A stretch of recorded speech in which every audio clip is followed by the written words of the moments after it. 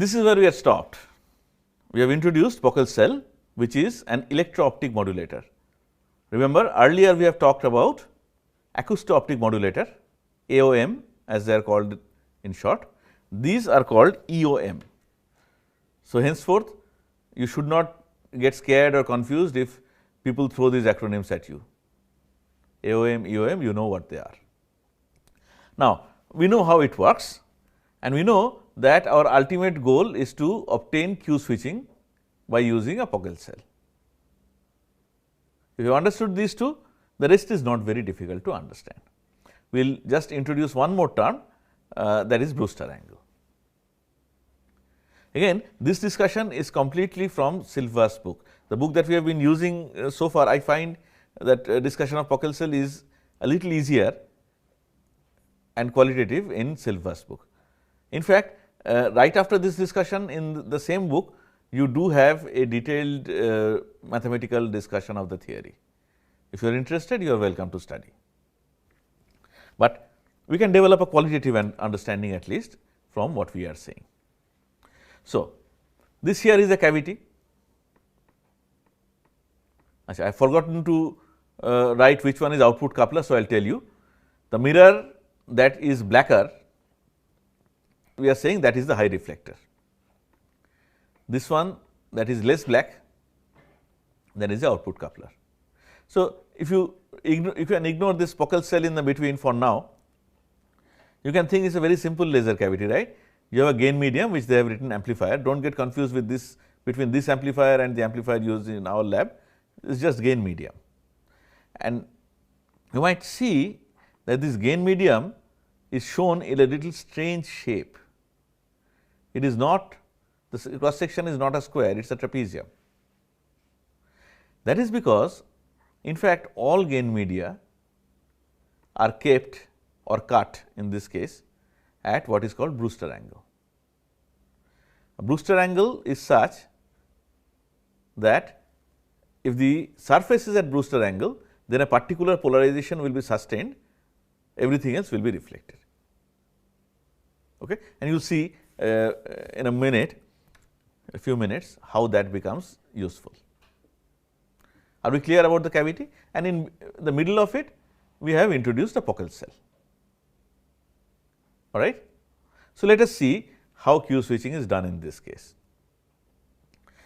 For the moment, let us think this is a CW laser. At the end of the discussion, we will also mention, unfortunately, I have not drawn that diagram, but I think you will be able to understand. We will say what happens if this is a mode locked laser. I can put in a mode locker here, can't I? Yeah? Or it can be a this amplifier gain medium, that can be a sapphire crystal, can't it be? So, it can be CW, can be mode locked, does not matter. To start with, let us say this is a CW laser, all right. Now, the way it works is this: you apply the voltage to Pockels cell and you use a Pockels cell and use a voltage in such a way that polarization of light going in is rotated by 45 degrees. This is a very nice trick that is used ubiquitously in especially ultrafast spectroscopy, right. So, the moment a beam of light passes through, if it is linearly polarized, the plane of polarization will be rotated not by 90 degrees, but by 45 degrees. Okay. So, let us say we have plane polarized light like this, vertically polarized light, okay.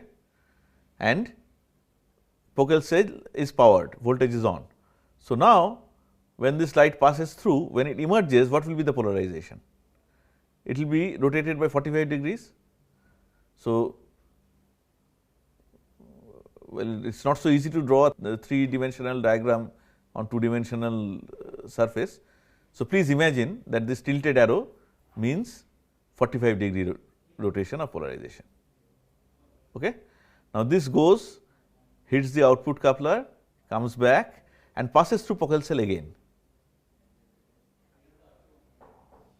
I hope you agree with me that when it passes through Pockels cell again, once again it will be rotated by 45 degrees, and the light that now emerges is at 90 degrees, right.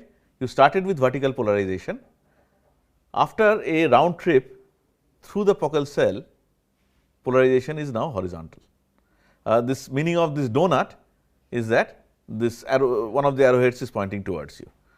In the later diagrams, I have used a different kind of donut. Okay. All right.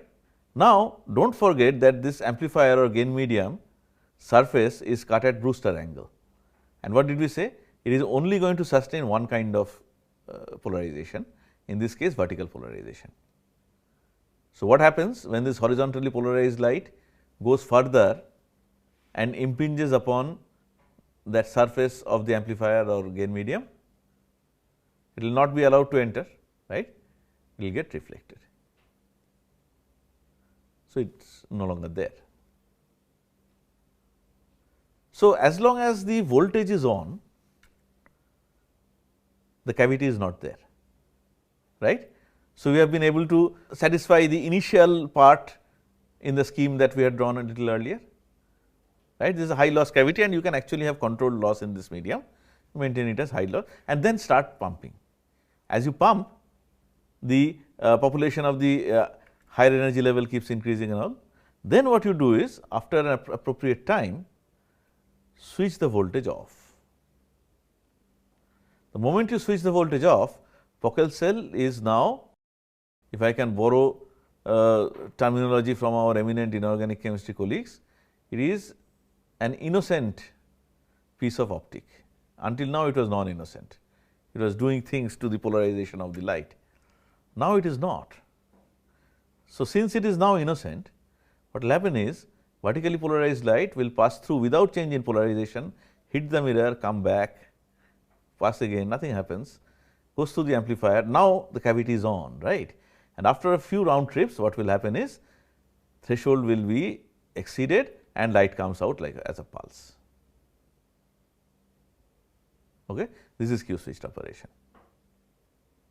And at that moment,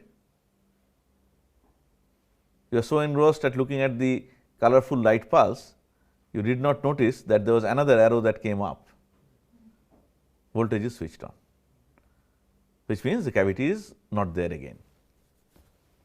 Okay. So, you understand there is a lot of electronics involved here. Precise timing is required, and that is what limits the kind of pulse that you can get by using Q switching. As we have discussed when we talked about TC/SPC earlier, all electronic components have their response time, right. So, it will be impossible for you to keep this cavity on only for a few femtosecond. It works best for nanosecond actually. Hundreds of picosecond maybe, yes. Anything less than that, if you want a really 10 picosecond, tens of picoseconds laser, you use mode locking, not Q switching. Femtosecond laser, forget about it. But you will see how Q switching is important in femtosecond laser technology as well, we will come to that. But this is how you can produce a giant pulse of light using Pockels cell as a Q switch. You understood? Now, let me ask a question. Well, let me remind you the question we asked. All this time we were saying that this is a CW laser, right? Suppose this is a mode locked laser, then what will happen? Pockels cell voltage is off for say 100 nanosecond or something, and let us say this is a titanium sapphire laser. So, some pulses will come in that hundreds of nanosecond. What is the separation in time between two successive pulses of sapphire laser? 12.2 nanosecond. So, if this Pockels cell is open for 100 nanosecond, there will be something like 10 pulses there. So, the output will be a giant pulse made up of small pulses, right, short pulses. Will it be a square pulse or will it be something like a Gaussian? envelope. You understand what I am saying, right? When the light goes out, what goes out is whatever number of pulses are produced in that 100 nanosecond, right? Pulses are 100 femtosecond or smaller. What will the output look like? Will it be, if it's a CW pulse, output as a function of time is Gaussian. It's just that full width of maximum is nanosecond and not femtosecond. But if you have a mode locked Ti-Sapphire or Alexandrite or some such laser, which is in any case producing femtosecond pulses at 80 megahertz, then within that 100 nanosecond, 10 pulses will come. What I am asking is, will the pulses be all the same in intensity, or will it be something like going up and going down? It won't be same, because what happens is, when it's coming out, even then it is doing round trips, right? So there will be an increase in energy, and then eventually loss will take over. So then intensity will fall. This is something that is important in what we are going to discuss next, sharp pulse amplification. And this is something that we have seen now in our lab also. If you look at that oscilloscope, you see some pulses, right? And then when you switch it off, you don't see half of it. So that's what it is, train of pulses. And then one can think about applications like pulse shaping, if you understand this. All right? So far so good. Now, are Pockels cells the only things that can be used for Q switching? No. You can use our old friend acousto-optic modulators as well. Not very difficult to understand. Use a Bragg cell, right? Any emission that comes will be sent off axis by the Bragg cell most of the time, and then it will, so you can use a suitable frequency of sound. Whenever it is favorable, the cavity will be switched on. So you can do Q switching by AOMs as well. EOMs are more popular actually. Since we are talking about EOMs, let us not stop only at Q switching. Let us talk about another application which might sound very similar. After all, I mean, things are basic principles are the same, right? It is what kind of linear combination of things you take that determines what your application is. So far we have seen how a Pockels cell can be used for Q switching, getting a giant pulse out of a laser. Now let us discuss very briefly how a Pockels cell and a thin film polarizer combination can be used to switch or steer a beam in a direction that we want. Once again, this is going to come useful in the next discussion, the discussion we are going to have in the next module, sharp pulse amplification. So here, remember earlier what worked was, if it was only a Pockels cell, it would not have worked. Pockels cell could act as a Q switch because along with it, you also used a gain medium at Brewster angle. So, it is a dye laser. We talked about dye jets the other day. The dye jets were never like this, if this is the mirror, they are always at Brewster angle. Brewster angle is extremely important in all kinds of laser application, because you are dealing with polarized light. So, here what you do is, you use a combination of a Pockels cell and a thin film polarizer. Has anybody ever seen a thin film polarizer?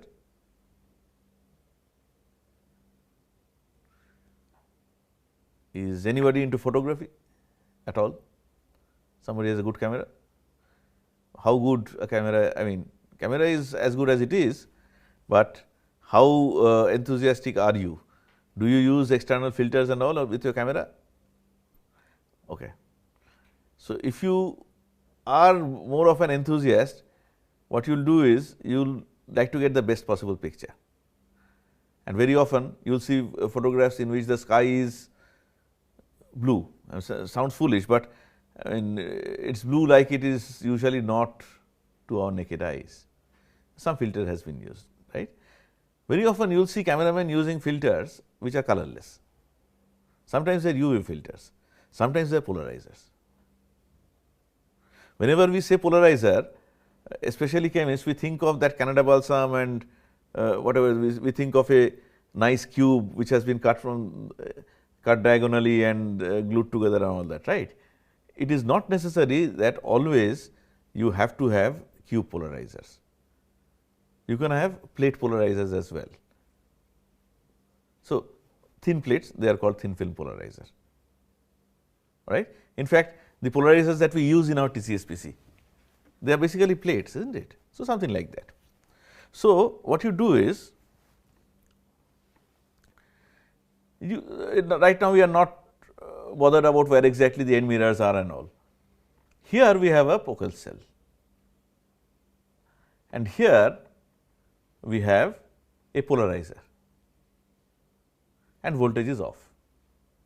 If you have a polarizer, then it will allow either vertically polarized light to go through it or horizontally polarized light to go through it, depending on what kind of orientation of polarizer you have taken, right. Let us say we work with vertically polarized light, voltage is off, it goes through, and then your polarizer is aligned.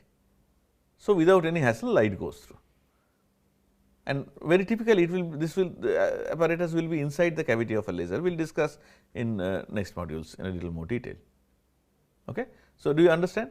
If the voltage is off, then a vertically polarized light will go through this, and well, one thing I should say is that this thin film polarizer is kept at an angle to the direction of propagation of the laser. Very typically, it is kept at 45 degrees. Okay. So, we have already shown you what happens with this combination of focal cell and TFP kept at 45 degrees or whatever degrees. For a vertically polarized light, it goes through, right. It depends on our requirement. I am only taking an example. You might want the horizontally polarized light to go through, then you choose the orientation of polarizer accordingly, all right. Now, what happens when, without changing this apparatus, right, which means thin film polarizer is set so that vertically polarized light will go through. I apply a voltage, and now this time I apply a voltage in such a way that polarization is rotated not by 45 degrees, but by 90 degrees. It is in my hand. For a given focal cell, you can do actually whatever you want. Now, what will happen? Vertically polarized light comes, when it goes through, it becomes horizontally polarized, hits this and gets reflected, right. So, whenever I want the light to come in this direction, I will switch the voltage on for whatever duration I want. Whenever I want it to go straight, I will switch it off. Okay. So, this is a very efficient way in which you can switch an external beam into another laser cavity or switch the output from there, all right. Now, let us think a little bit. We had said that we get giant pulses out of Q switch lasers, right. That is because we keep it on for some time, at least some tens of nanosecond or something. Let us say I have a good focal cell which I can accurately control with a precision of say 5 nanosecond, not impossible, 3 nanosecond, let us say 5 nanosecond, which means I can have a fairly square pulse in that time scale. And let us say that this vertically polarized light that we are talking about, that is from a femtosecond laser. Okay. So, femtosecond laser gives a train of pulses all same intensity, and if it is an oscillator, your separation between two pulses is 12.2 nanosecond. What I say is, I will switch on the voltage only for 5 nanosecond and then switch it off for some time. Understood what I am saying? what kind of output will I get in that direction, in this direction. Yes, but okay, let us go in steps. You will get a pulse. Will the pulse width change? No, no, but repetition rate will change, right. And in fact, if I want, I can switch out one single pulse, right. I keep it on for 5 nanosecond, I mean, yeah, and then switch it off. So, anything that comes out, so in 5 nanosecond, how many pulses can come if you are dealing with a Tie-Sapphire oscillator? Only one, because the next pulse is 12 nanosecond away. So, it is like a gate that opens for some time, but the timing is such that maybe one person walks through. So, in Q switch what we had is, it is like opening the gate of some office building at the beginning of office hour or end of office hour for that matter. Lot of people rush through, right. And this one is like we open in the middle of the night, one person is there, he walks out. So, beam steering and beam switching in and out of cavity, that is where Q switches actually find application. We might think that why are we even talking about Q switches, because we are interested in ultrafast. This is not ultrafast. It does have application, as we will see. And the application is in something called chirped pulse amplification.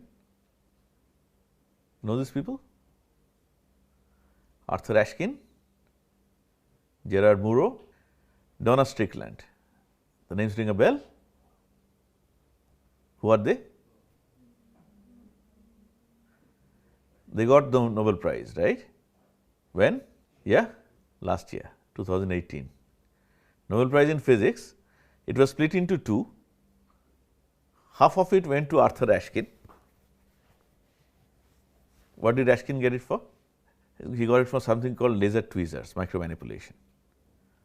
And Mourou and Strickland got it for chirped pulse amplification, a technology that is used in all ultrafast labs worldwide now.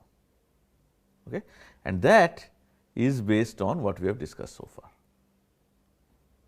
So, what we have done is we have talked about how to produce short pulses from ultra short to not so ultra short. We have talked about how to modulate the repetition rate of the output by cavity damping and then by Q switching. And then now we are going back to a domain of ultrafast lasers, where we learn how to amplify a pulse using all this and maybe a little more. Okay? That is what we will do in the next module. This is how you do it. Of course, we will discuss it in detail in the next one, but today let us at least give you a preview. What happens is, I hope this is something that you know now what this means. It is electric field, right, electric field versus time plot for a pulse, and you have a pulse from an oscillator and you want to amplify it. You amplify it by switching the pulse in using a Q switch into the cavity of another laser. Again, the second laser has no output coupler, only two high reflectors, and there it gets amplified. How it gets amplified, we will learn in the next module. But the problem is this: you people calculated a few weeks ago how much of energy there is per pulse if you are talking about is really small pulse. So much of light introduced into another laser is going to destroy the optics. And then you use a very neat trick, and the trick is converting a difficulty into an advantage. When we talked about construction of a Tie-Sapphire laser, we had talked about chirping, right, that when an ultra short pulse goes through some medium, red light goes ahead and blue light trails behind or the other way around, that causes a broadening of pulses. And all that happens because remember we are working with a multi-mode laser. Remember longitudinal modes that we talked about? Lots of modes are actually here.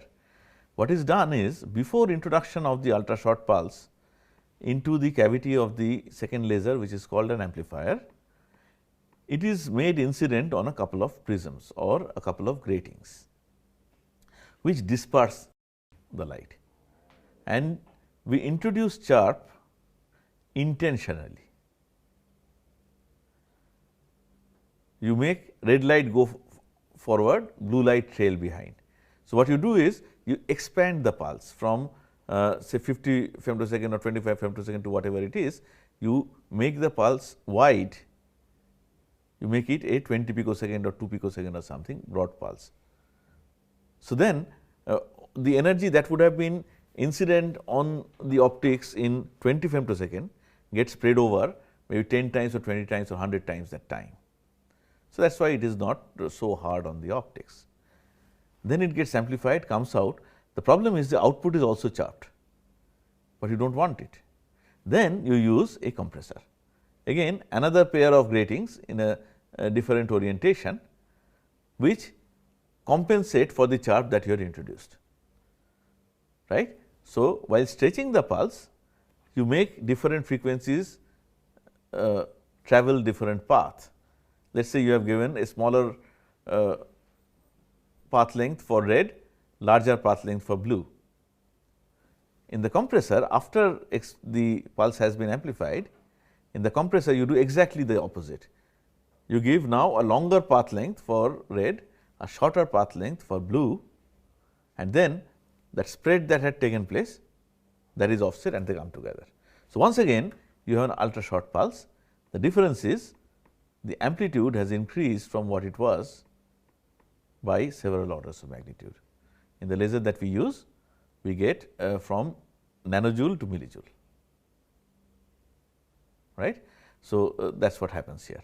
So, one thing I forgot to say is that in Q switch lasers, the energy that you get is the power that you get is something like petawatt. Sometimes if you want, you can get petawatt. What is the meaning of peta? We are very good with femto, nano, micro. Giga, what is giga? Giga is 10 to the power, what is 6, giga is 9. Then after giga, tera, that is 10 to the power 12, peta 10 to the power 15, not minus 15, the other way around. So, you get petawatt output if you use I mean you can get, you do not always get petawatt lasers using your Q switch, but the thing is the giant pulses, very wide. Here you pack all the energy in a small time. So, you actually you have seen what kind of energies per pulse, power per pulse you can get. So, that is what we are going to take up in the next module.